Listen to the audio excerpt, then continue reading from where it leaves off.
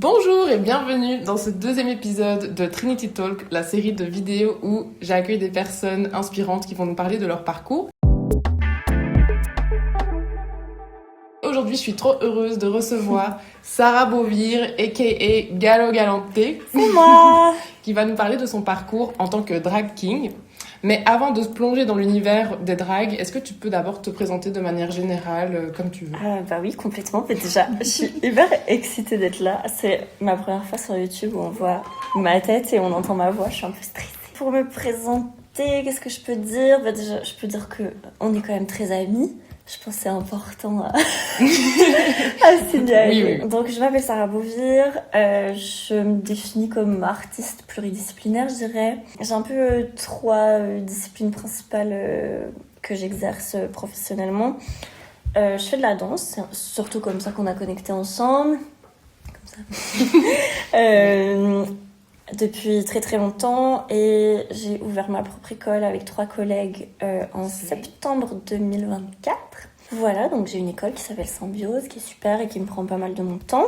Aussi, j'ai fait des études de cinéma, et ça c'est pour le coup comment on s'est rencontrés, parce que c'est de ton frère qui était en classe avec moi. Et du coup, du ciné, j'en fais encore un petit peu. Du coup, mes études, elles m'ont surtout formée à faire du live action, et ça, je fais plus du tout. Donc, j'ai fait des études d'image, donc lumière, caméra, etc. Plutôt en live action. Mais moi, après les études, je me suis plutôt tournée vers le mix média. Donc, on fait des projets de mix média avec 2 copines ensemble, voilà. Et puis, troisième chose que je fais dans ma vie, donc on a dit la danse, on a dit le cinéma. Je fais aussi du drag. Je suis drag king depuis 2 ans et demi. Trop bien. Et ça, on va en parler en détail, ne vous inquiétez pas. C'est pour ça qu'on est là. Voilà. Donc, en même temps que on discute, on va se maquiller. Moi, je vais faire un maquillage, je sais pas encore quoi, mais voilà, je vais expérimenter des trucs. Et Sarah va se transformer devant vous en Galo, et ça va être trop intéressant de voir la transformation. Comme ça, vous aurez une bonne idée, une bonne image du drag king en direct. Tout à fait. Ok, à l'attaque. Parfait. C'est le chaos cette vidéo. Ça va pas du tout. Ça, c'est pas au montage. Ok, merci pour cette présentation. Et maintenant, on va directement plonger dans le sujet qui nous intéresse et parler du drag. Est-ce que tu peux nous expliquer ce que c'est le drag et le drag king, surtout? Alors, je vais essayer. Après, je pense que comme beaucoup de formes d'art et de disciplines, tout le monde a un peu sa définition, voyez-vous. Mais qu'est-ce que c'est le drag king? Peut-être que je dois commencer par parler de qu'est-ce que c'est le drag, tout seul. Alors, moi je dirais, comment je le définis, c'est un art vivant, donc un art performatif, qui vient des communautés LGBTQIA+, qui est quand même très très vieux. Moi je suis pas très forte en histoire, donc je vais pas commencer à raconter des trucs que je ne sais pas. Mais bon, c'est très vieux comme art, ça c'est sûr. L'idée c'est de parler de genre d'une manière ou d'une autre. Ça peut être parler de genre en performant le non-genre, tout comme ça peut être en performant son genre ou le genre opposé au sien. Il y a plein de manières de faire, mais ça doit s'articuler autour de la question de genre. C'est ça qui fait que c'est du drag et pas du clown ou du théâtre ou de la danse ou autre chose. Et aussi quand même à la base, ça, je pense que c'est important de le rappeler, enfin à la base, ou en tout cas le drag tel qu'on le connaît aujourd'hui, ça vient quand même d'une envie de faire un pont entre la communauté queer et les personnes hétéros, le reste de la population, les gens en questionnement, tout ça. Et c'est vrai que c'est un truc qu'on a un peu tendance à oublier parce que forcément c'est un art qui est performé dans des endroits plutôt queer, des bars gays, des bars LGBT. Et du coup, évidemment, il y a une grosse majorité de public queer. Mais c'est quand même un art qui a été fait pour créer des ponts, en fait. Et qui s'adresse à tout le monde, en fait. Qui s'adresse complètement à tout le monde, exactement. Maintenant, ça veut pas dire que toutes les performances s'adressent à tout le monde. Genre, je peux vous dire que quand j'ai mes parents qui viennent me voir, j'aime bien être au courant et j'adapte. C'est quelque chose, oui. Ouais, vraiment. Parce que je fais pas la même chose et puis, d'office, il y a des performances qui sont family friendly, qui sont faites pour les enfants. Il y en a d'autres pas. Pas du tout. Voilà. Voilà, et du coup... Oui, ok. Oui, donc ça, c'est plutôt le drag. Je pense que tout le monde visualise un petit peu. Ça ressemble à quoi? Typiquement avec Drag Race, avec un peu l'explosion du drag, je dirais, autour de... Dans ma tête, c'est 2016, mais c'est peut-être plutôt 2020. Et du coup, je pense que la vision de la drag queen est assez familière pour pas mal de gens. Mais du coup, moi, comme tu disais, je fais du drag king, ce qui n'est pas tout à fait la même chose. Mais c'est assez proche en réalité, donc ça reste un art vivant issu de la communauté queer et qui s'articule autour de la performance de genre. Mais simplement, moi du coup, je performe le genre masculin. Donc c'est ça qui fait la différence avec une queen. Rien que ça en vrai, il n'y a pas vraiment d'autres différences majeures.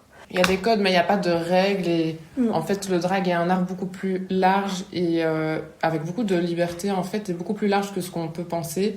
Et il y a, les drag queens, c'est le type de drag le plus connu. Il y a des drag kings et il y a aussi plein d'autres types de drag. Drag créature, drag clown, drag queer, qui performent soit pas de genre, soit plusieurs mélangés. Enfin, il y a plein de types différents. Donc, et c'est trop intéressant de découvrir ça. Oui, c'est ça, en fait, au final, c'est pas un suffixe, mais le deuxième mot, quand on dit drag, le deuxième mot, il va un peu définir les pronoms ou l'absence de pronoms du personnage. Ça, c'est vrai que c'est une question qu'on pose souvent aux performeuses quand on les rencontre. Et du coup, pour répondre à cette question, moi, out of drag, Sarah Beauvire, j'utilise tous les pronoms, principalement elle, mais je suis complètement ok avec tous les pronoms. Et puis en drag, du coup, je fais du king et mes pronoms en drag sont il, c'est tout. Trop bien. Ouais, et moi, par exemple, mes pronoms dans la vie de tous les jours, c'est elle, mais en drag, vu que je fais du drag créature et que je performe du coup une créature qui n'a pas vraiment de genre, c'est plus fluide et ça peut évoluer et ça peut tous les pronoms en vrai. Donc ça dépend vraiment de ton personnage de drag parce que c'est quelque chose que tu crées et tu crées toute une identité et c'est une identité qui peut être plus masculine, féminine ou pas. Ou complexe, oui, tout à fait. Voilà. Ok, trop bien. Et maintenant, est-ce que tu peux nous parler de ton parcours, du coup, quand est-ce que tu as découvert le drag déjà au tout début et puis à quel moment est-ce que tu as décidé de toi te lancer, comment ça s'est fait, comment tu as fait tes premiers pas et tout. Ok, c'est un peu marrant en vrai. Comment j'ai connu le drag, c'est un peu difficile de me rappeler quand parce que moi, j'étais dans une famille vraiment pas du tout d'artistes, mais qui était hyper consommateur d'artistes.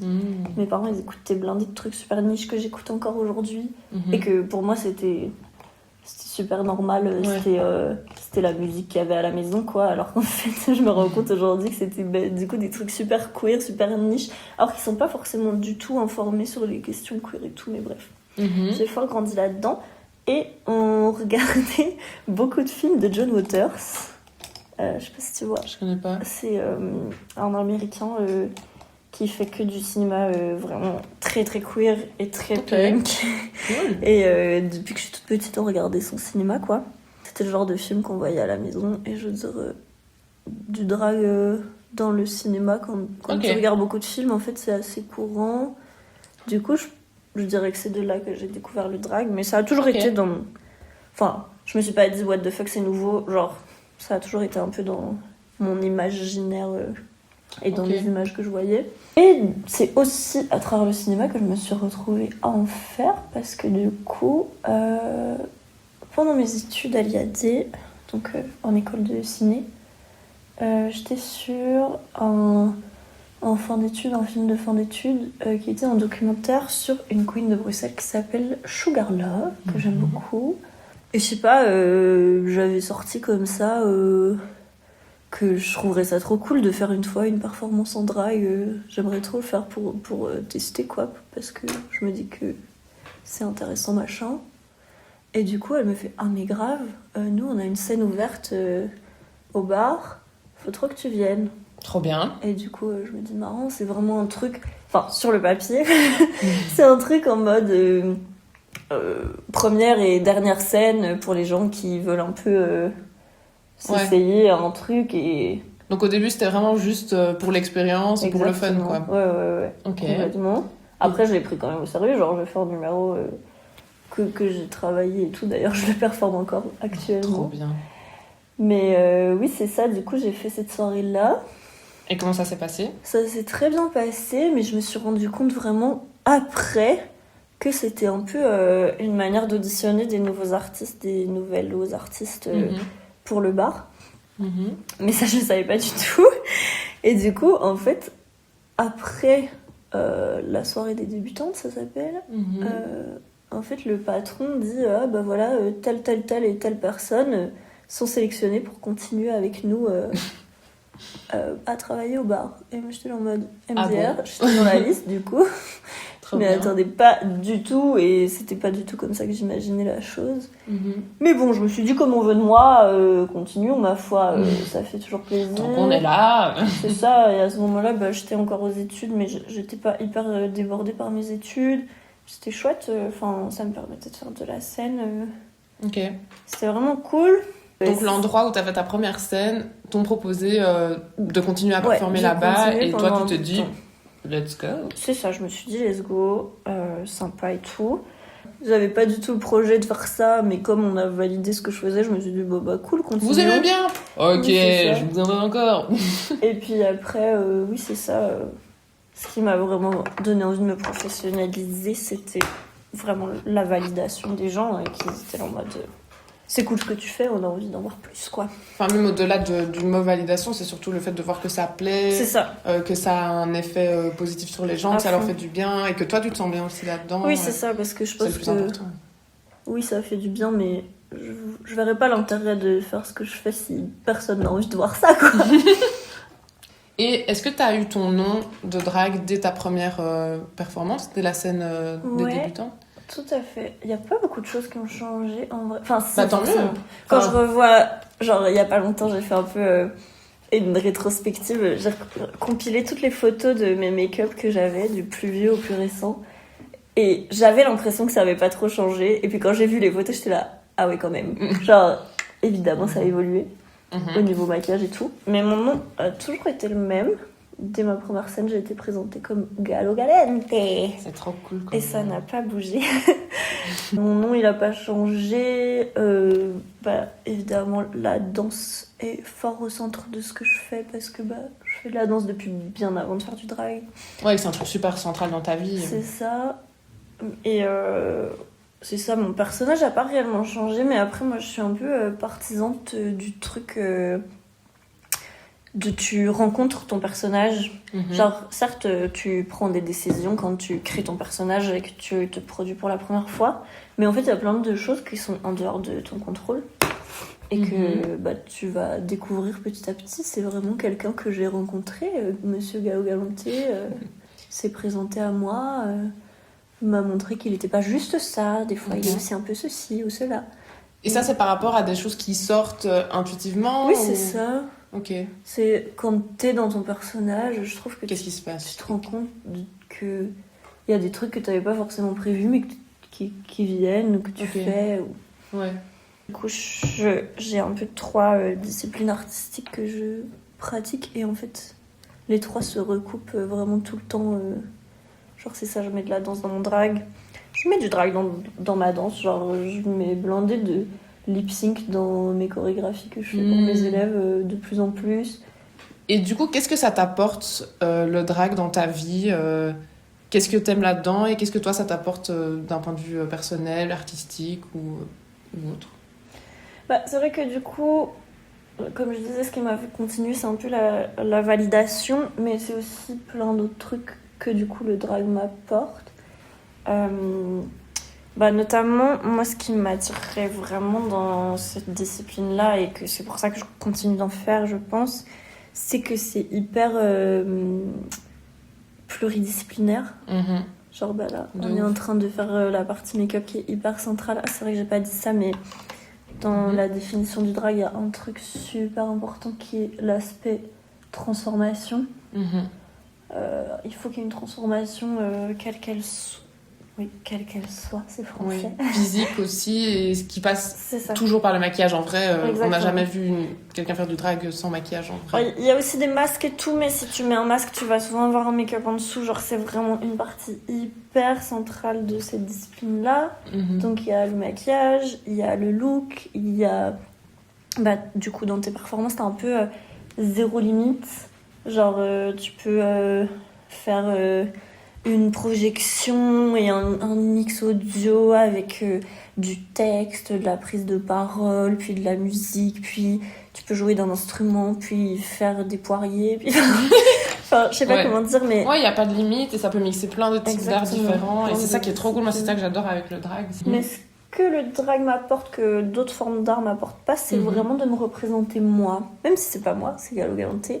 Mais c'est moi, c'est ce que moi j'ai envie de raconter, c'est ce que moi j'ai envie d'exprimer. C'est ce dans quoi moi je me sens confortable ou douée ou intéressante ou whatever.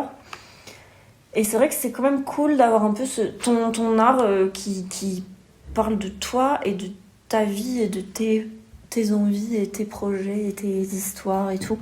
Que bah forcément, dans la danse, même si tu fais du solo très rarement, mais parfois, bah en général, tu chorégraphies pour des groupes ou tu danses avec des groupes, avec des compagnies. Mhm.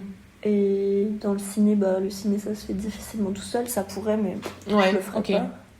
Et ça, j'avoue, j'aime bien.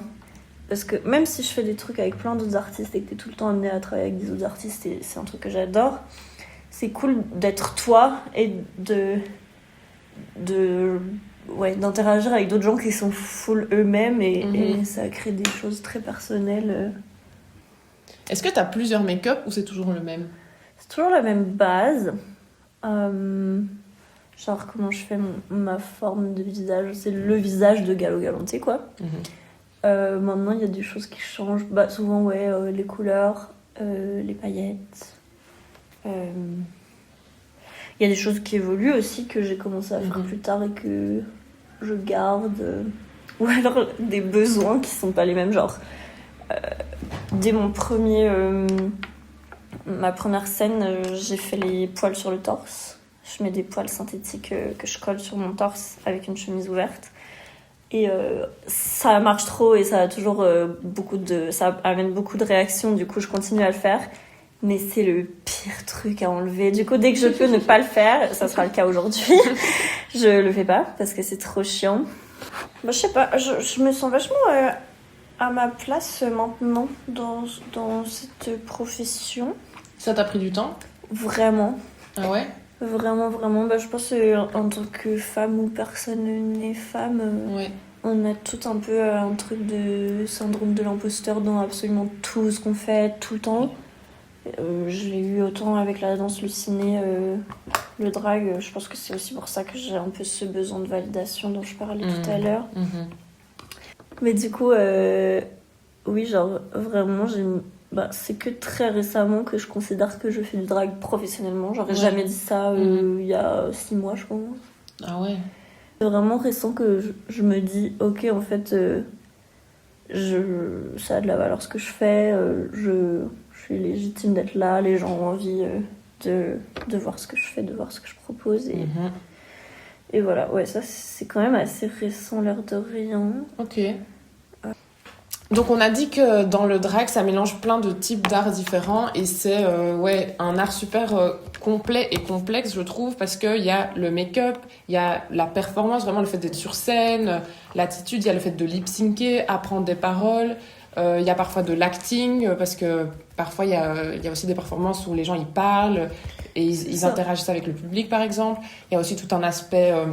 couture, costume, mise en scène, enfin c'est vraiment... Technique, musique, projection, autopromo, réseau... Donc comme on a dit, on fait tout seul, donc il y a vraiment beaucoup de choses. Et moi j'aimerais bien savoir comment est-ce que tu crées tes numéros, comment est-ce que tu les imagines, qu'est-ce qui t'inspire pour créer tes performances de drague?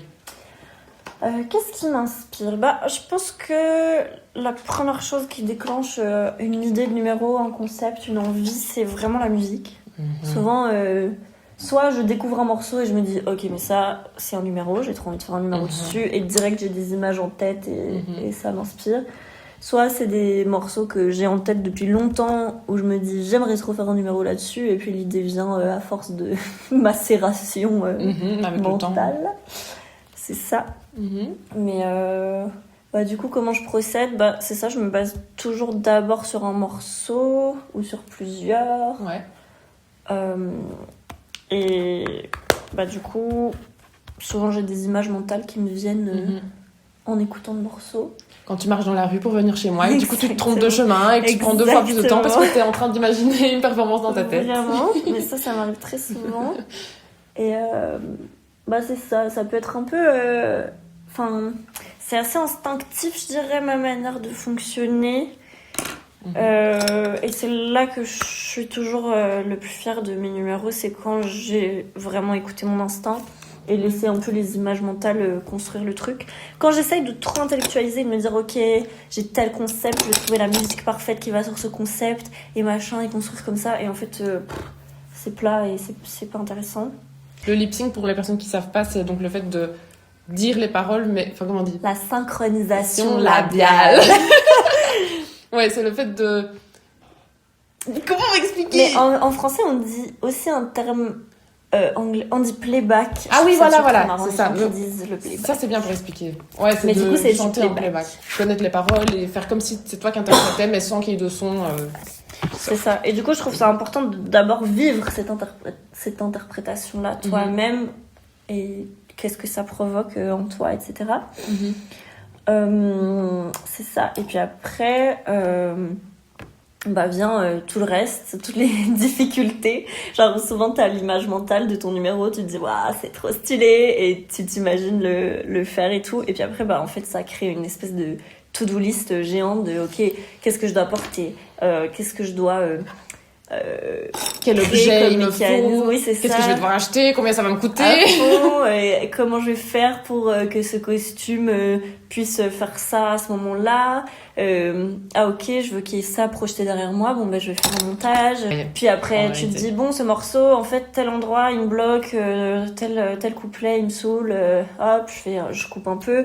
Puis finalement j'ai une idée en mode ça serait trop bien si ça commence par une ambiance super douce et puis qu'après ça part en techno, du coup tu cherches le deuxième morceau pour coller avec ton idée. On a parlé au début du fait que le drag c'était lié au fait de performer le genre et de jouer un peu avec ces codes-là. Et moi je voulais te demander, est-ce que tu trouves que le drag c'est forcément politique? Surtout drag king, et je trouve. Parce que souvent quand je vois les drag kings, c'est souvent des performances, des personnes qui vont dénoncer des choses, utiliser les codes de la virilité pour faire passer des messages féministes ou déconstruire la virilité. Et je trouve que souvent, dans les performances de drag king, je trouve qu'il y a souvent un côté politique, mais est-ce que... Enfin, ouais, toi, c'est quoi ton ressenti là-dessus? Je pense qu'il y a une prise de position politique à partir du moment où tu fais du drag, parce que malgré nous, les identités queer sont politisées, quoi qu'on veuille, quoi qu'on dise, c'est comme ça, hein. On donne son avis sur qui peut se marier, qui peut avoir des enfants... qui peut avoir des traitements, qui peut ceci, cela.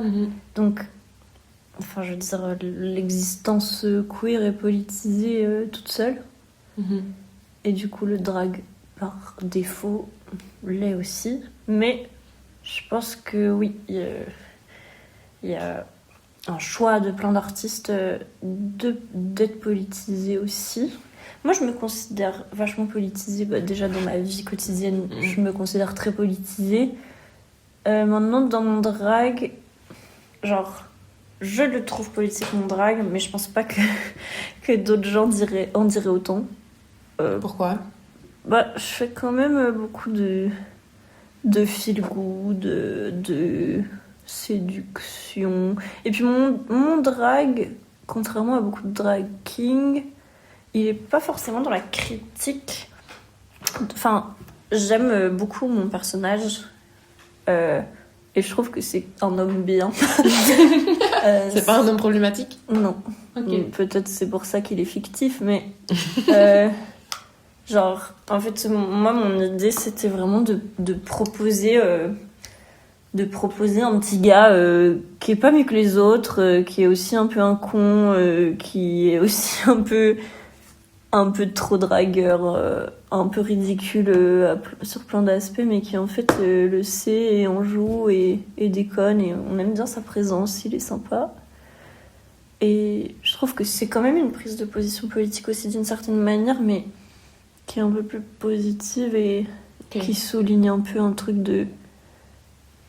que en fait, vas-y, la masculinité non toxique, à quoi elle ressemblerait et à quoi elle ressemble, parce que moi je pense qu'elle existe. Je suis entourée de plein d'hommes formidables, hyper intéressants, hyper doux, et voilà. Et du coup je pense que d'un côté il y a beaucoup de féminité dans mon drag, mais c'est parce que je vois aussi la masculinité de cet œil-là. Et genre, c'est pas en mode parce que j'ai envie de faire du drag queen et que j'ai l'impression que je peux pas parce que je suis une femme et que du coup je fais du drag king mais que je fais quand même des trucs hyper féminins. Non, pas du tout. Pour moi, ça reste un homme. Gallo Galanté est un homme à 100%. Mais des fois, il a des seins. Mais des fois, il a des mouvements hyper féminins, des costumes hyper féminins. Donc, je dirais que de ce point de vue-là, mon drag, il est quand même politique. Et puis évidemment, si on a l'occasion au micro de placer des prises de position, que ce soit par rapport à la protection des droits des personnes trans, par rapport au conflit, à la guerre, au génocide et tout, moi j'essaye de le faire. Je suis pas la personne la mieux placée pour le faire parce que j'ai pas forcément la meilleure diction et tout, mais si je peux le faire simplement et avec mon petit cœur, je le fais. Là, on rentre dans un grand moment. C'est la moustache. J'ai failli m'étouffer. C'est la moustache de Gallo. C'est toujours un grand sujet. C'est un sujet très sensible. Ça va prendre du temps. Il va se plaindre. Il va dire qu'elle est pas belle, qu'il a raté, qu'elle est pas symétrique. Et voilà. Et après, je suis contente. Et moi, j'attends pendant 1 heure qu'il fasse sa moustache. C'est ça, tout à fait.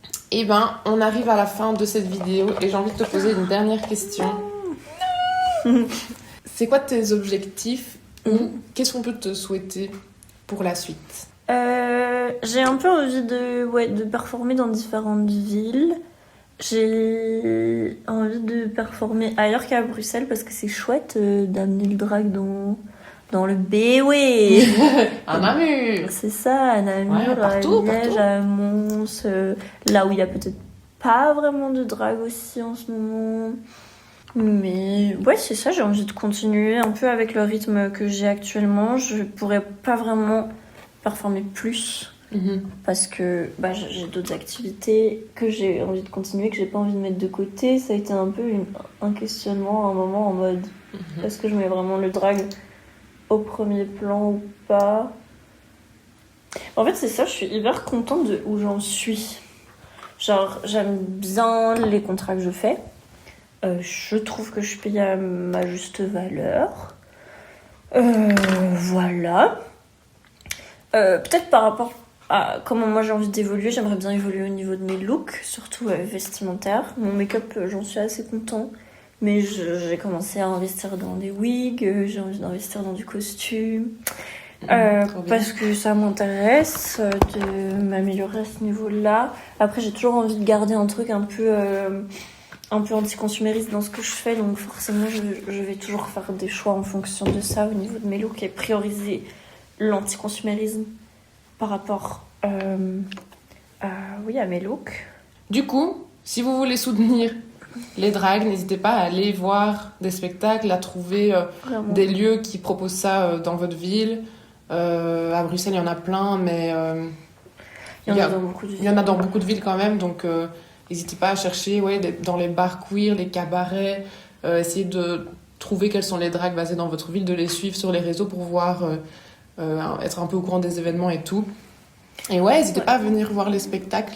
Franchement, les gens s'amusent toujours. Moi, j'ai plein d'amis ou de familles qui venaient pour la première fois à un drag show et ils sont toujours super contents. Toujours contents de l'expérience, ils se sont toujours amusés, ou ils ont été impressionnés par des performances et tout. Ouais, ça plaît beaucoup en général. Oui, ça plaît, donc je sais pas pourquoi il y a moins de gens maintenant. Est-ce que c'est politique? Est-ce que c'est une lassitude d'avoir vu trop à la télé? J'en sais rien, j'ai pas envie de remettre la faute. Je pense que ça fluctue et que c'est ça. Voilà, ça va varier, mais we back. On a fini notre make-up, enfin, surtout toi, moi, c'est pas grave. Ne jugez pas, s'il vous plaît, mon maquillage. Le mien non plus, s'il vous plaît. Ne jugez juste pas les gens, en général. Ouais, c'est vrai. Mais merci beaucoup d'avoir répondu à mes questions. Merci pour ton accueil et pour tes questions très pertinentes. C'était trop cool. J'espère que vous aurez appris des choses, que ça vous aura inspiré, que ça vous aura donné envie peut-être de venir voir Gallo sur scène. N'hésitez pas à le suivre sur ses réseaux et aussi à vous abonner à cette chaîne si ce genre de contenu vous plaît. Bisous.